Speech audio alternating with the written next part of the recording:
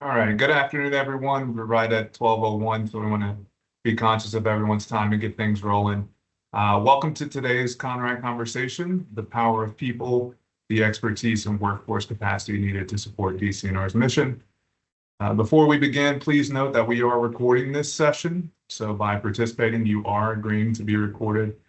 It's my pleasure to serve as today's moderator. My name is Marcus Schaffner. I serve as a council member on the Conservation of Natural Resources Advisory Council. Today's discussion centers around one of the most vital elements to deliver impactful conservation and natural resource management, that being people. Behind every mile of trail maintained, every forest managed, and every park improved is a diverse and skilled workforce that makes the mission of DCNR possible. Through this conversation, we'll explore how DCNR and its partners across industries are meeting workforce challenges head-on, including recruiting, retaining, and developing the next generation of professionals to sustain Pennsylvania's parks and forests. We'll hear perspectives from across the agency and industry, from forestry and geology to outdoor rec and education, highlighting the wide array of career paths that keep this system thriving. Our featured guests will be Mike Walsh, Deputy Secretary of Administration at DCNR, and we'll begin by sharing an overview of the department's workforce structure and the opportunities and challenges ahead.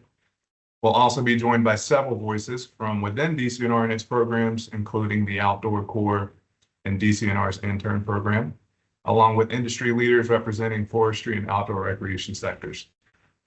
Together, we hope to illuminate the essential role that people play in advancing DCNR's mission, underscore the importance of diversity and inclusion across the workforce, and inspire collective action to build that talent pipeline our natural resources depend upon. So with that, Deputy Secretary Walsh, the floor is yours.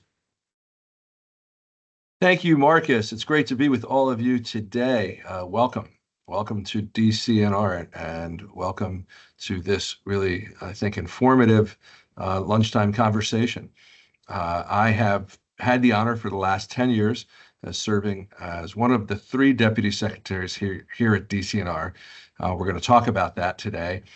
I'll talk a little bit about the agency and talk a little bit about what it means to serve in state government and to, in our particular case, advance conservation through public service. Our public lands at DCNR are open and available and welcoming to all. We want to ensure that the 2.2 million acres of forest land that folks enjoy in Pennsylvania and the 124 state parks, and hopefully soon to be 125 when the budget passes, we want all of those lands to be welcoming to all. We want the services that we provide to be available and equitable for all. And we want to ensure we have a workforce that represents the great diversity of the Commonwealth of Pennsylvania that is found all across the state. And we hope that you're out there and enjoying these public lands. They are yours. They are the property of the 13 million citizens. And we are really backed up by a great professional staff that you're going to hear from today, and that we're going to talk a little bit more about. And as you'll see, most of the people are not sitting in the Rachel Carson building where I am joining you from today. Most of the people, the men and women who work for DCNR, are out there in the field, as we say. They're in those parks and forests. They're in offices for geological survey and for our facility design and construction folks and our recreation and conservation folks. They are working in the communities in which we serve as partners. And they've been doing so for 30 years. We're now celebrating the 30th anniversary of DCNR this year. It's really exciting. And so we hope that you've met many of those men and women. We hope that you're going to hear from them. You're going to hear from some of them today, and we hope you have a chance to meet many more in person. Our work is guided by a couple of things that I want to share with you. Our work is guided first by the Constitution of Pennsylvania, and we talk a lot about Article 1, Section 27. I hope you've read the Environmental Rights Amendment, but it sets for us the framework from which we come to work every day and do our work. And it says that all of the all Pennsylvanians really have a right to clean air and water, and these natural, scenic, historic, and aesthetic places and values. And that these are not only the natural resources, they're not only your property for all the people today, but in these important words, they're there for generations yet to come. So we're in, as Secretary Dunn says, we are in the forever business. We're not thinking just about today. We're not thinking just about this calendar year or this fiscal year. We have a responsibility, an obligation, in fact, to make decisions that will be right for years and years and generations yet to come. And by the way, that was passed by the people of Pennsylvania in a vote in May of 1971. 4-1 was the margin that the people voted for that. Really, really impressive. We're also guided by our mission statement at DCNR to conserve these public natural resources for all people, and to make sure that they're inclusive and equitable for all, and that we retain a diverse workforce. And again, that started with our new agency that was founded from the Department of Environmental Resources and established in 1995.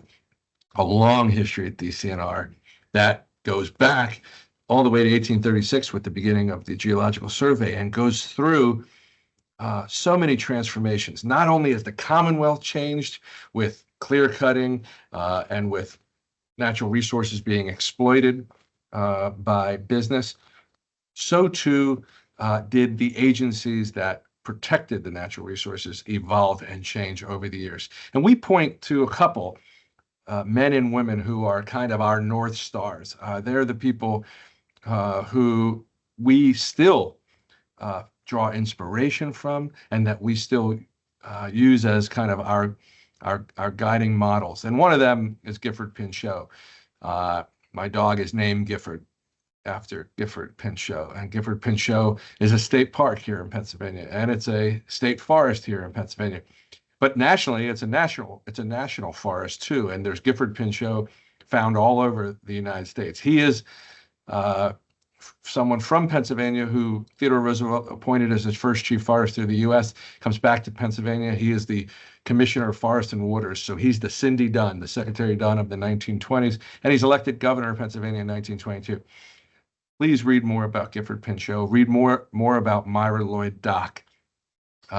Read about folks who made important and long-lasting decisions early on, many years ago, that we have benefited from. Those decisions were not always popular at the time, but they turned out to, in fact, be the right thing to do. Gifford Pinchot said, when he was asked, how does he make those decisions? He says, I make decisions for the greatest good, for the greatest number in the long run. And that's kind of what we try to do every day.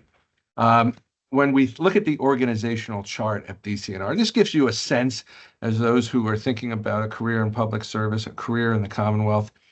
This is how we're structured. The Secretary, Cindy Dunn, leads the agency. You call someone who heads a cabinet agency a secretary. Then there are those of us who work in different areas.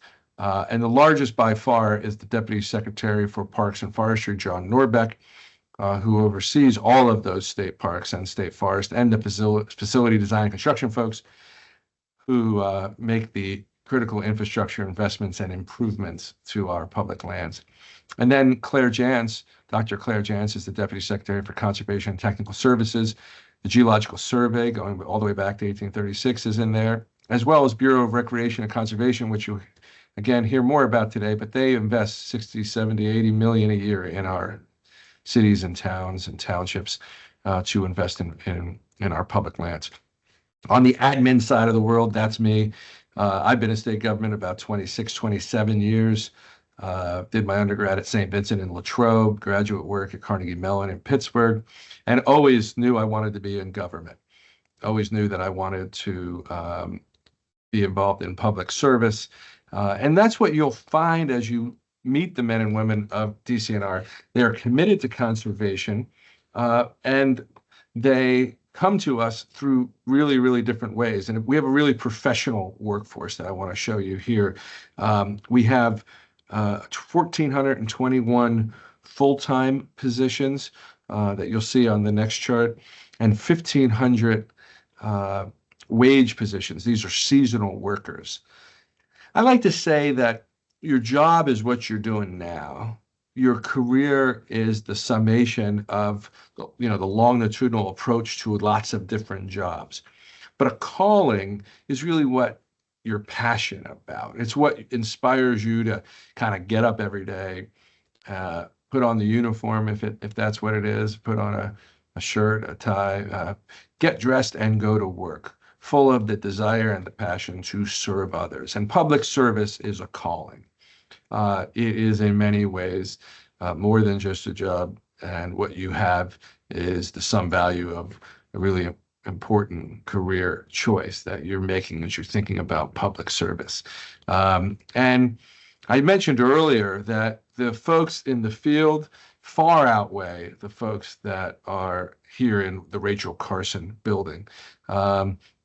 We have park and forest maintenance workers, as you'll see there, the highest number of positions. These are folks who are out there keeping our public lands accessible, aesthetically pleasing, and protecting the resource by doing work every day. There's some maintenance repairmen. There's 171, like you see there, filled. Huge job. The DCNR ranger position is really important and has a job to do to ensure that our places are safe and welcoming to all. And they are law enforcement, men and women of law enforcement who keep our visitors safe, 40 million visitors a year, keep our employees safe, and keep our lands open and accessible. And of course, foresters. These are foresters who are not only taking care of those 2.2 million acres of land, but also working with private landowners to ensure that we share the knowledge that we've learned, that the knowledge that we have in state government, that we share that knowledge with private landowners and large tract landowners, so that we can advance the goals of a healthy forest and healthy lands. And of course, administrative assistant, look at that. There are people we can't forget working in offices in every visitor center, in every park office, here in the main office. So you might come to DCNR because you're interested in admin, you're interested in a supportive role, or you're interested in working in the budgetary area, or working in helping with fleet management. We have like 2,000 cars and pieces of equipment. But you also might be interested in law enforcement, or you might be interested in protecting public lands through resource rangers. All of those jobs are critical to the overall work of the agency. And as you'll see, we have a bunch of different bargaining units who represent union employees here in the agency. And I broke that down for you just to give you a sense of the management and the union staff who are here.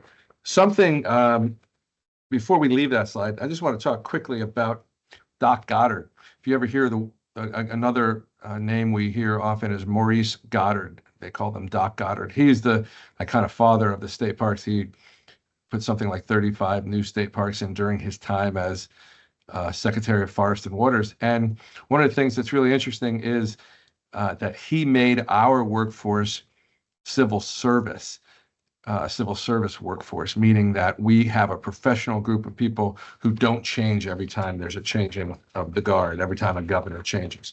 You'll learn more about this today, but on the next slide, you'll see that we have lots of Commonwealth incentives. Yeah, go ahead. With respect, we have to yield the floor to Sierra. Oh, okay. Commonwealth incentives, you'll see more there. And there's another slide of Commonwealth incentives that you'll find about on the next slide. So we hope that you take a good, strong look here at the Commonwealth, and appreciate your interest. And I'm happy to turn it over to Sierra Fogel, who will talk to you about her work. Thanks. Thanks, Mike. I think Mike has a lot of great points there. And when he talks about the Commonwealth is only as good as its people, and the best way to have good people is to have them love the resource. And I think the best way to have them love the resource is to have the people experience the resource, and everyone has to start somewhere. Even Gifford Pinchot needed to start somewhere, and a great way to start is in the outdoor recreation industry. So my name is Sierra Fogel. I'm one of the owners of Pocono Whitewater and Pocono Biking. We are a concessionaire in the Lehigh Gorge State Park for rafting, and we have a CUL in 2 state parks and 2 state forests, from Tioga County to Pinchot down to the Delaware Canal State Park for our biking operations. I think in general, the outdoor recreation industry can get a bad name in thinking that it's not a real job, or you're just a river guide, or what are you doing with your life? That happens a lot when you have people working in seasonal employment. But I think the state has done a great job recently of highlighting that this can make a huge impact. So currently the state is creating an outdoor business alliance that's going to support the $19 billion outdoor industry in Pennsylvania.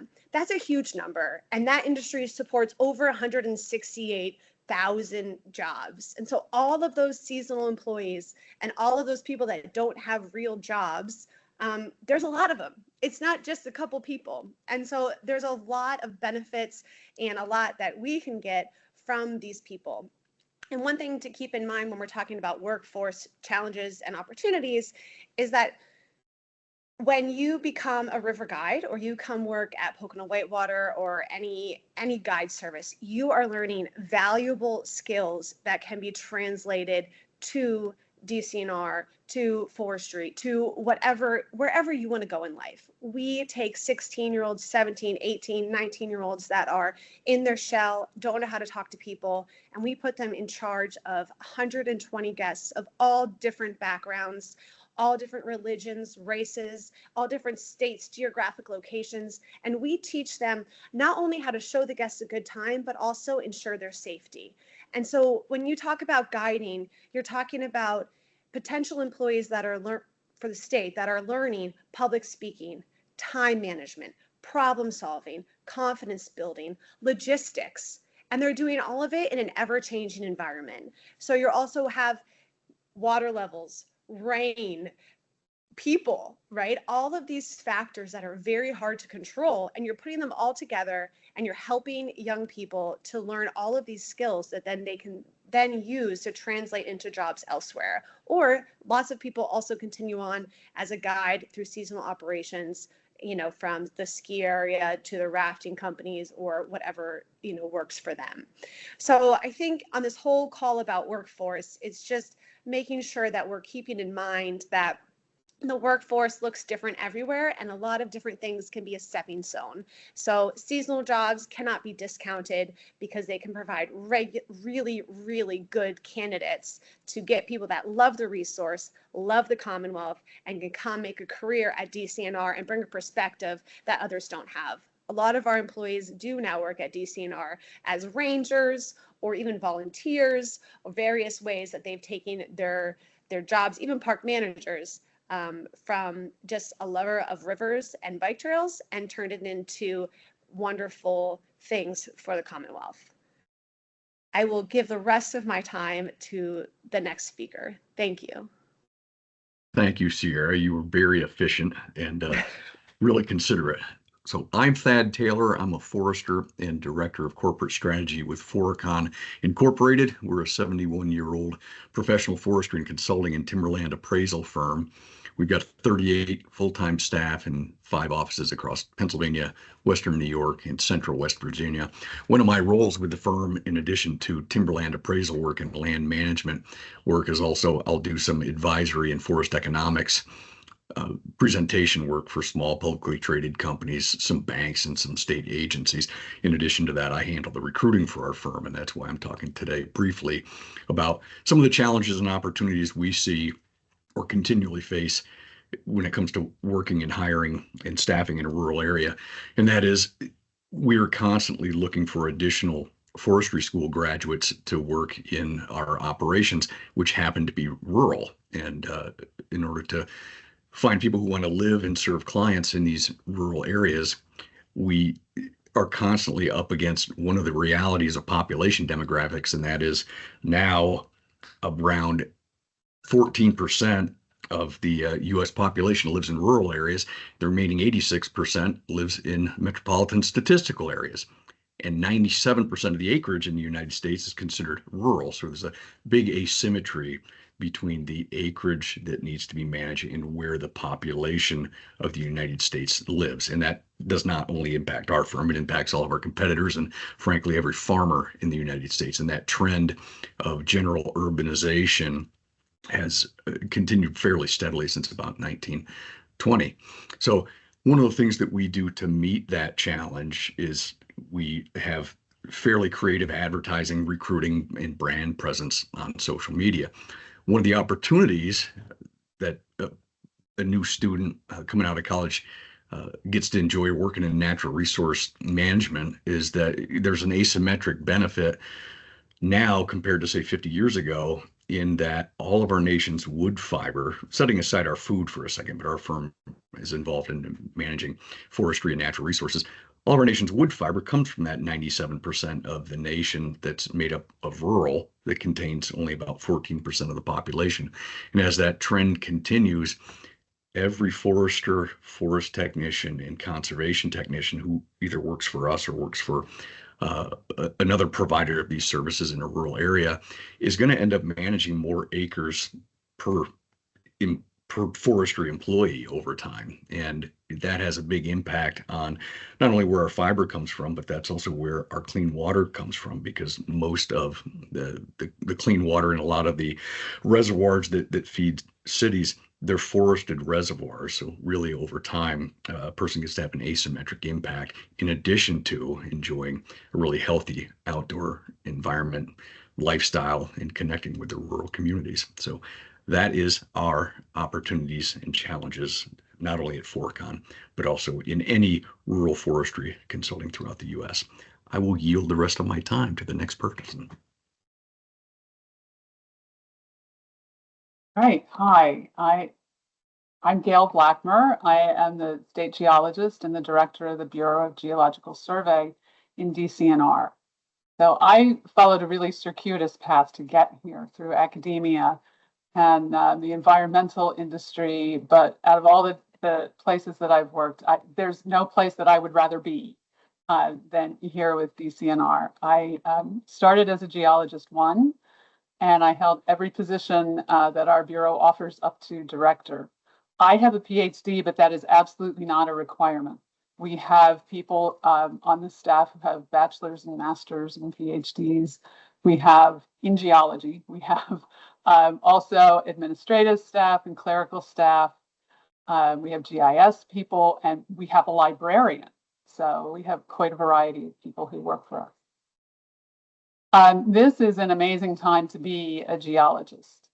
There are all kinds of things that are going on now that are like front of mind for everyone, that are related to geology, and lots of new technologies and things that we get to work with. So if we look just at the things that our state survey touches here in Pennsylvania, we work on water resources, we work on geologic hazards like sinkholes, landslides, and flooding. We're involved in critical mineral exploration, geologic carbon storage. We're doing a little bit of work with geothermal energy, and our bread and butter, the thing that all of those other things are based on, is geologic mapping. So that's sort of the base of our work here. We manage data sets, big data sets, and there's all kinds of new methods of collecting data that are available to us, airborne geophysics, all kinds of exciting things like that, and lots of methods that are available to analyze the data, like machine learning. We're getting into some machine learning for something. So there are a variety of careers. There are careers that involve going out in the field and looking at rocks and collecting data. There are careers in the lab, and there are careers that are largely sitting in front of a computer. So there's all kinds of different things that you can do as a geologist. we're in the middle of a generational turnover, sort of across the discipline in government and in industry. We've turned over here in our survey more than 50% of the staff since 2021. So big changes. And what we're finding sort of across the board again is that we can't always replace ourselves. And so at a time when academia really needs to be cranking out new geologists, departments are shutting down at small colleges and at big universities across the country. So we're just not turning out as many graduates. And many of the remaining programs are being kind of diluted into environmental science, which is fine if that's what you want to do.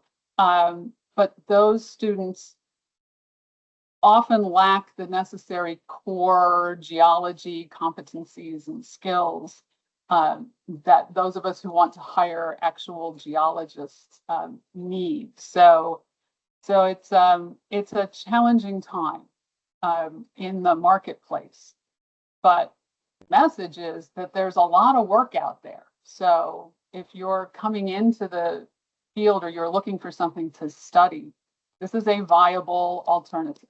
There are good jobs. If you're interested in science, look at geology. I'll turn over to the next person. Chris, you're up next. Thanks, Gail. My name's Chris Nicholas, and I'm a regional forester within DCNR Bureau of Forestry. So my career path, I think a couple of things just to start off. When I started with the Bureau almost 30 years ago, I was putting in for jobs and willing to move around, which isn't as common as it used to be. A lot of people have certain areas that they like to stay in. So I started my career, I grew up in North Central PA, but I started my career down in the Forbes State Forest, which is in the southwest part of Pennsylvania. I was a management forester down there. I got my degree from Penn State. I worked in private industry for a few years. And I was always trying to get in to the Bureau of Forestry because back in college, we used to go and visit the state forest, and it just seemed like a really great place to work. And I heard that from a lot of people. So I pursued it. And when I got the opportunity, I took it. I applied for some seasonal jobs before that. That's another avenue that a lot of people take to get into the Bureau of Forestry, is you start as a seasonal employee, as a forest technician, if you're in my case. But I got lucky. Forestry is one of the pathways that you can come out of college with a 4-year degree and get right into a salary job. You don't have to go seasonal. As far as maintenance and trades, that typically those people start seasonally and have to work their way up through. But down in the Forbes, I was a resource management forester. We dealt with recreation. I dealt with GIS when it came out. When I first started, I was surveying timber sales with a Stadia pole compass and a chain. So things have definitely come a long way since the beginning. I spent 3 years down there, and then I was able to transfer up to the Tioga State Forest for a forester position.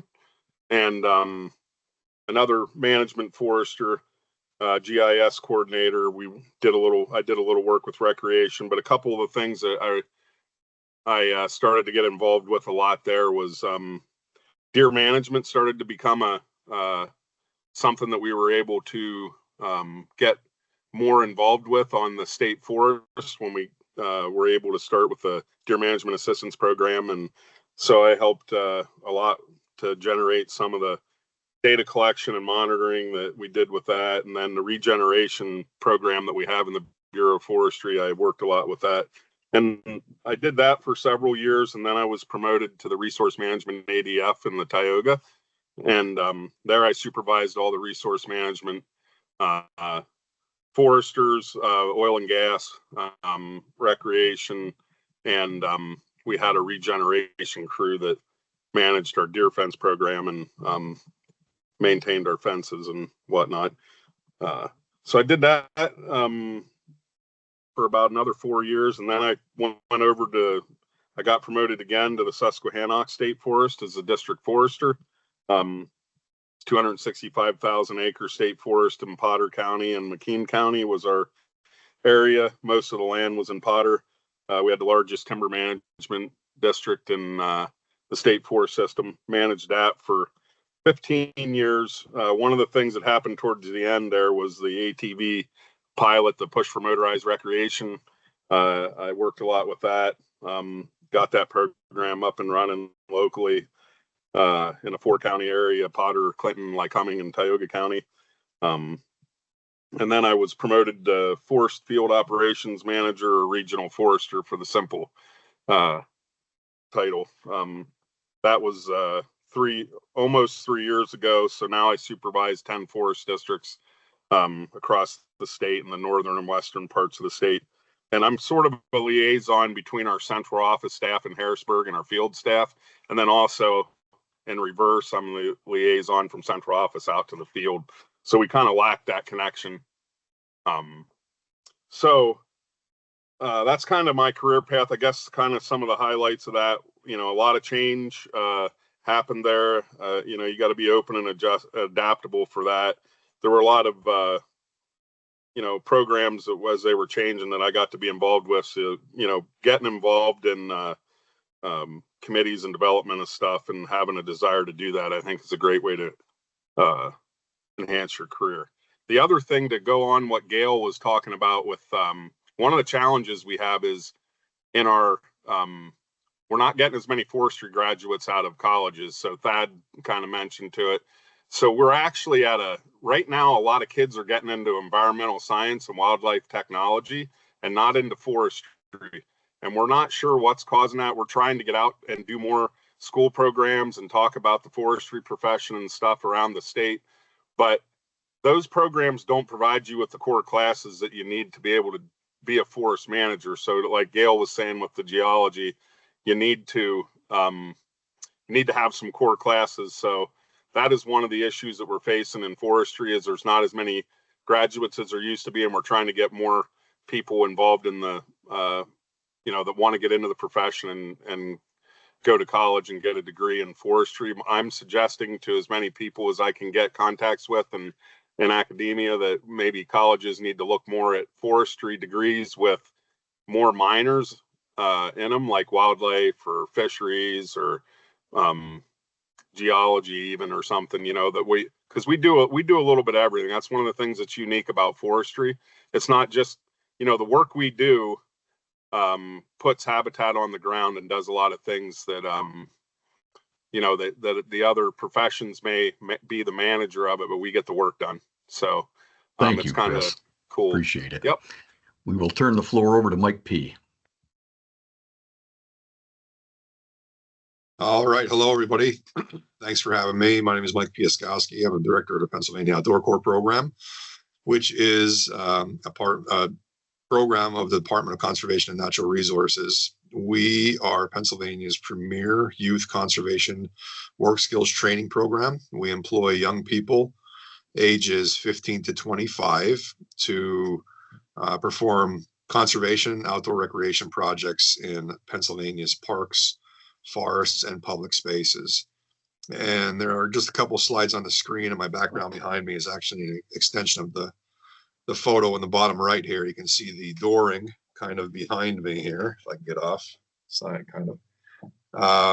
That's a project at McConnell's Mill State Park. And then the final product you can see there in the bottom right. So similar to Sierra, we employ young people and give them an opportunity to develop their some hard skills, some trade skills, basic trade skills, but also a lot of soft skill education, accountability, communications, problem solving, team dynamics, conflict resolution. All of those things happen naturally as a part of this program. We pay our participants. Our wages this year and next year will start at $17.31 an hour for our crew members, and then they go up from there if you're in a leadership position.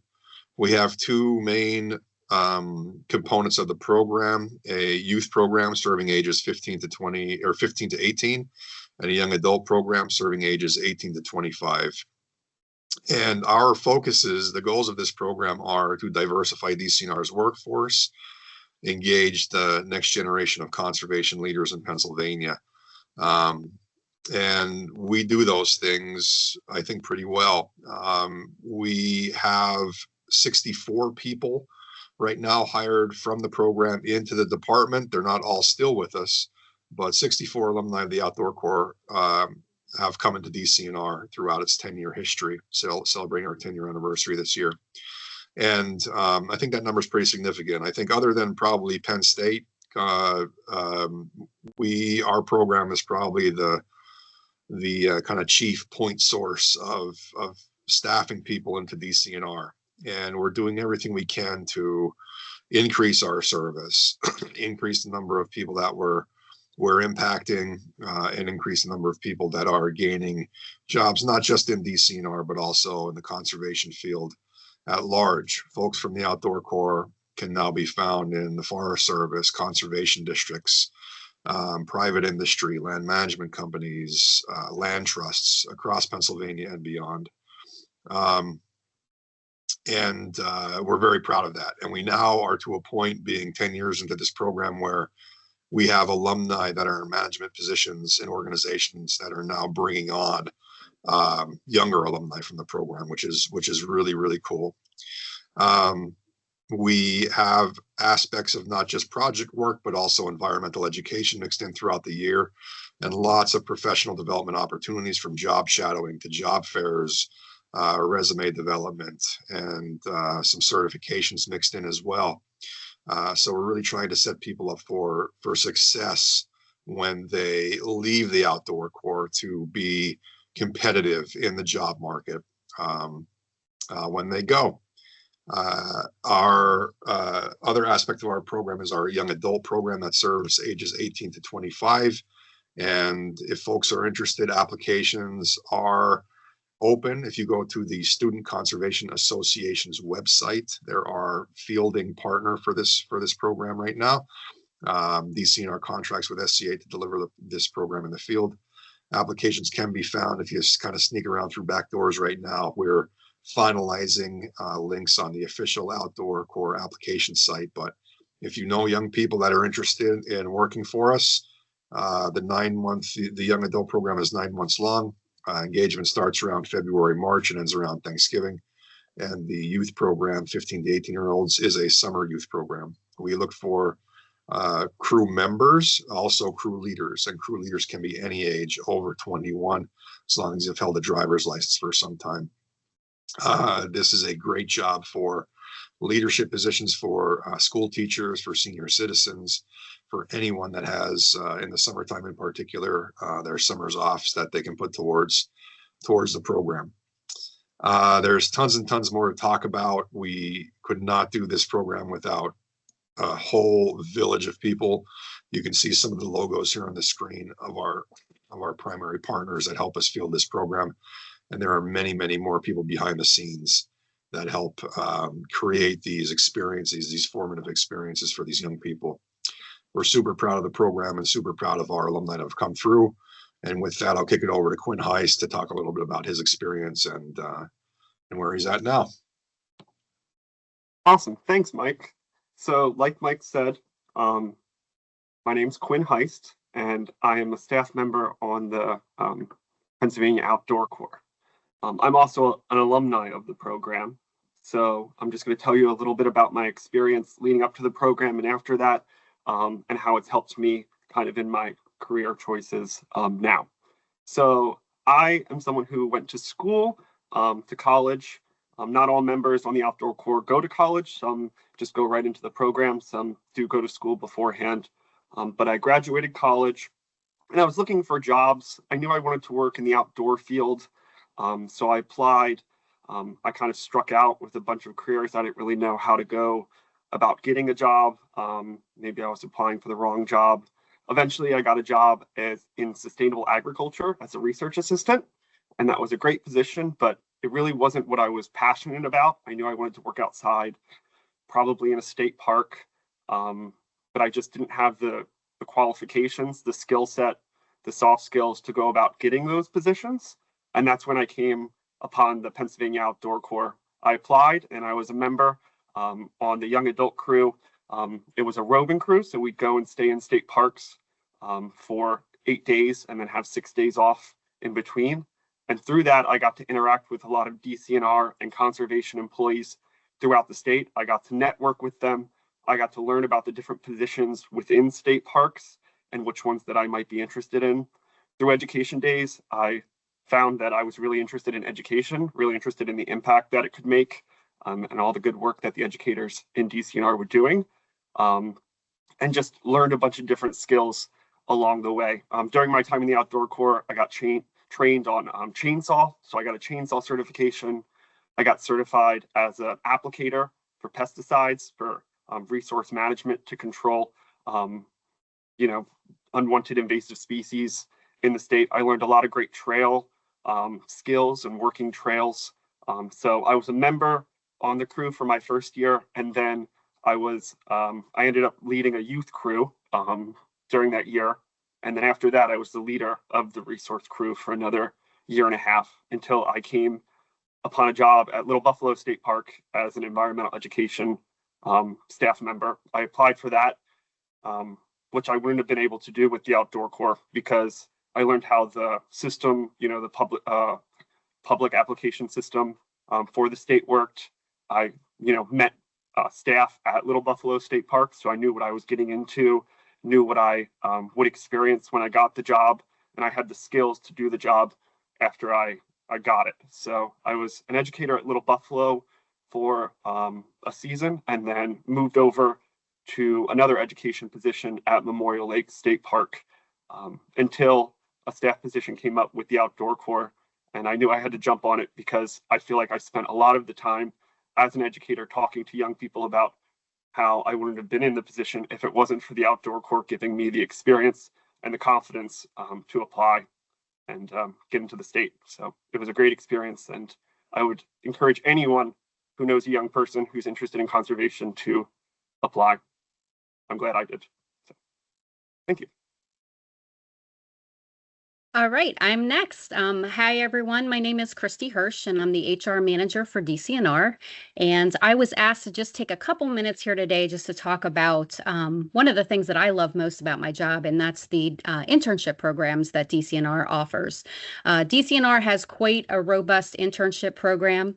Our largest program is our college internship program. And while we'll have interns throughout the year, our biggest thrust is our summer internship program. And that generally runs May through August of each year. And we do pay the students. Our current rate is $17.31 an hour.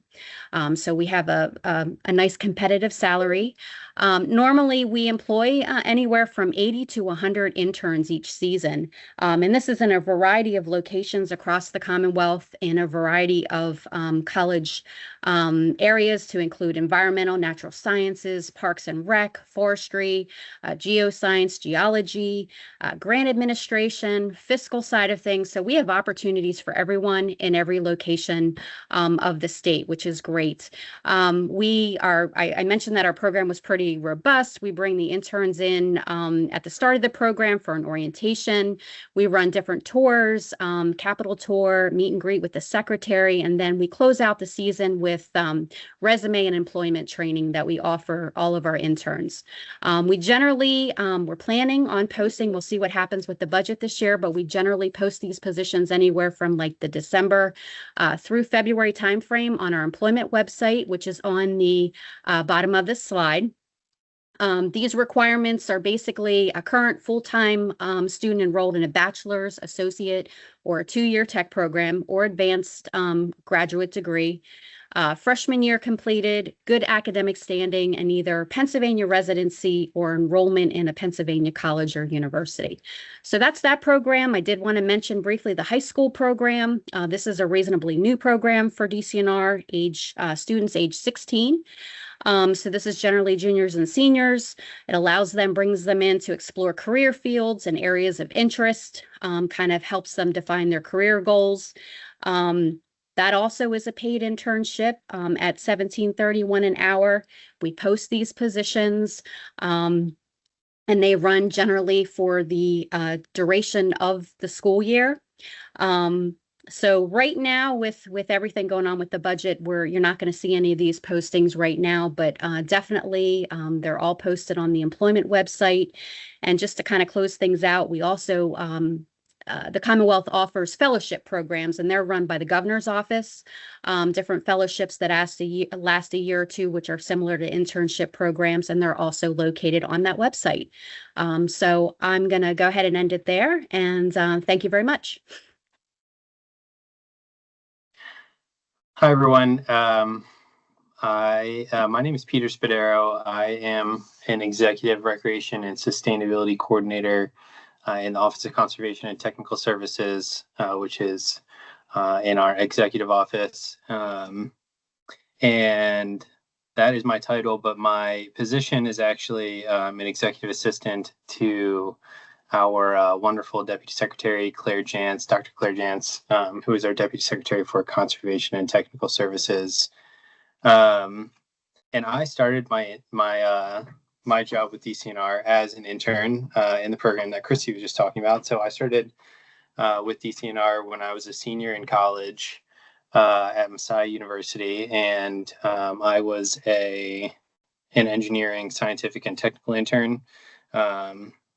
And I was in that internship for about 6 months. So I interned all of my senior year of college, or my spring semester of my senior year, and then through the summer after I graduated. And I was fortunate to be able to stay on as an intern through that summer while I was still trying to figure out what I wanted to do with my life. And I was very interested in working for DCNR at the time. So I was applying for positions in the bureaus within DCNR. And I was waiting to hear back for those positions that I applied for through the Civil Service Commission. And while that was going on, I was able to take on a role as DCNR's first sustainability fellow, which was a new position and a wage position. So I was in that position for a number of months into the fall of 2016. And then again, while I was still waiting to hear back about positions that I had applied for earlier, I was fortunate enough to be offered an opportunity to come on as an executive assistant to the Deputy Secretary. So in my job, I'm really lucky. I get to experience a ton of different variety work in the agency. So I split my time between climate and sustainability work in the department, and then the other half of my job is focused on anything related to my position as executive assistant. So that's supporting our deputy for conservation and technical services, helping with, I wouldn't say issues, but like issues and opportunities and projects that are specific to the bureaus in our deputy, which are the Bureau of Recreation and Conservation and the Geological Survey, as well as our conservation landscape program. But being in my position, I also get to interact with really all of our bureaus within the department. So I've had a number of projects that cross into really all the bureaus and many of the program areas within the department. I knew I wanted to work. I'll tell one quick story is when I knew I wanted to stay and work for DCNR, when I was an intern, or maybe it was right when I was starting my fellowship in the fall of 2016, we were doing what we called our Driving Towards Sustainability tours. So that was our first tour that we were doing in September of 2016. And we were traveling with Secretary Dunn around the state, highlighting some of our climate and sustainability projects. And on that tour, we were highlighting Point State Park becoming a part of the 2030 district in Pittsburgh, and doing a ribbon cutting for one of our first major solar installations at Presque Isle State Park, and then going over to Kinzua Bridge State Park to do a ribbon cutting for the visitor center. But The moment I knew I wanted to stay working for DCNR there was a number of them, but one that really stuck with me was when we were at Presque Isle after we did the ribbon cutting for the solar installation. We got out with the park manager there, Matt Green, and we were kayaking around the peninsula, up at the end of the peninsula, which is a critical habitat for shorebirds, and we were kayaking around the peninsula, and a coyote ran out onto the end of the peninsula and onto the beach, and kicked up all the birds that were on the peninsula there. And I just knew that was a moment where I was like, wow, this work is just so important and so cool, and I can never leave. So fortunately, I haven't had to. I've been fortunate to be able to stay on since then, and I'm coming up on 10 years with DCNR, which is crazy to think about, but it's been so awesome. So I'll end with that. Thank you. That's awesome. Thank you for sharing your story, Peter, and thank you to all of the speakers for today. We will open the floor up for a quick Q&A. It looks like we do have a few comments in the chat that I can run through quickly. We have one that says, I am an academic advisor in the Department of Geology and Environmental Science at the University of Pittsburgh. Is there a good contact person to reach out to at DCNR so that I can share job opportunities and information with our students? My esteemed panel, any comment on that? Yeah, I can comment on that. The easiest thing to tell you now is to contact me. So my email is gblackmer@pa.gov, and I can get you hooked up with the right person to keep you posted on those opportunities, because we have a lot of other, not just ours, but a lot of other opportunities, pass through our hands for other opportunities with companies within the state and for geological surveys across the country. Right, so just drop me a note and I'll make sure that we include you. Perfect. Thank you, Gail. We'll continue to run through some additional comments. It was responded to, but posing it to the entire group just in case there's any additional responses necessary. How essential are GIS skills for the various positions? Is one intro to GIS, GPS, and computer methods course enough, or should students try to have more coursework in GIS? Sorry. Marcus, this is Thad. I'll weigh in on this real quickly. When I first started my career almost 30 years ago, if a person wanted to have Esri GIS experience, it was pretty complex to learn that. Nowadays, the bulk of our 38 field staff, they need to know how to run Avenza maps, which a person can learn in less than an hour, or learn how to run Onyx Hunt or something like that in less than an hour. So the complex GIS skills a person needed 30 years ago for a general field staff are much, much less, but to be an ArcGIS online user, and maybe a firm might only need one of those people, or a state agency might only need one of those people. That can be kind of complex, but it's a lot easier to do field work now with the simple tools that are out there. Understood. Thanks, Thad. Next question we got, will the PA Outdoor Corps be partnering with local workforce development boards and our PA Career Link centers again this year? Mike, it looks like that's for you. Sure. Yeah, we hope to. That's a standard practice we have. We have some meetings with OVR's leadership coming up here, but we'll keep an eye on how to stay engaged with the workforce development boards as we move forward.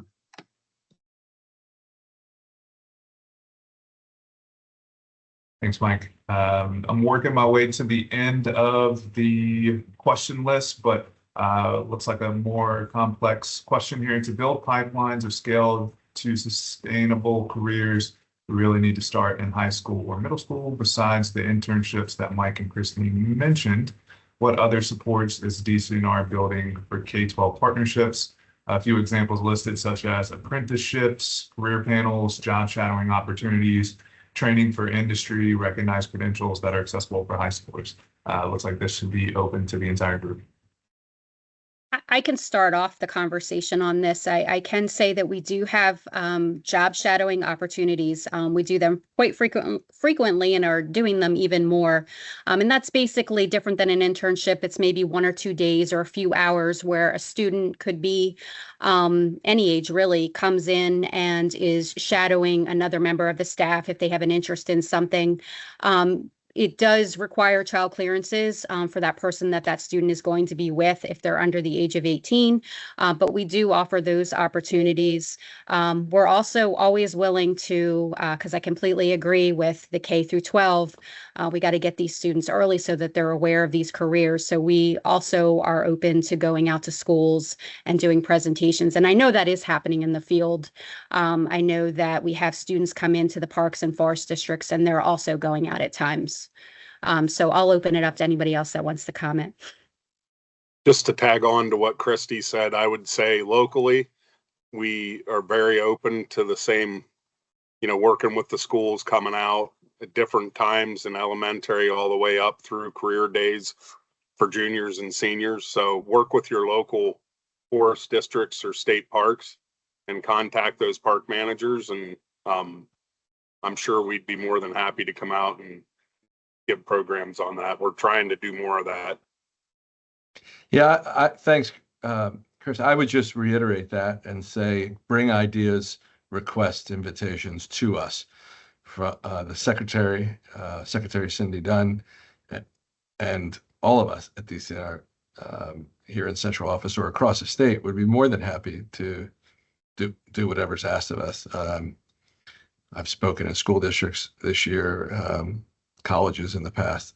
We all do whatever's asked. So let us know what you need. Yeah, and I'll add too that we have students who come and visit us at our office to do job shadowing. So our main office is in Middletown, outside of Harrisburg, for the Geological Survey. We also have a small office in Pittsburgh.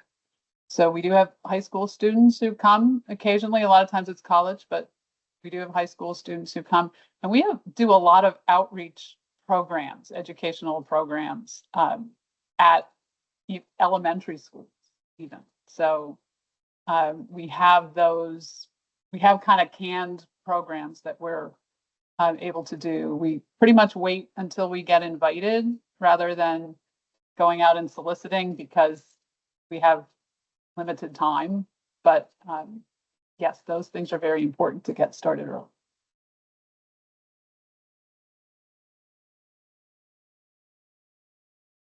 Great. I'm not seeing any additional questions in the chat. I'll give it another minute or so, but in closing, greatly appreciate our panelists. Thank you for the time and effort to grow the next generation of conservation leaders. So thank you for your time. If there are no other questions rolling in, we will wrap up. I hope you enjoy what appears to be sunny weather in southwestern Pennsylvania. I hope that is across the state. And get outside. Thank you very much. Enjoy the rest of your evening.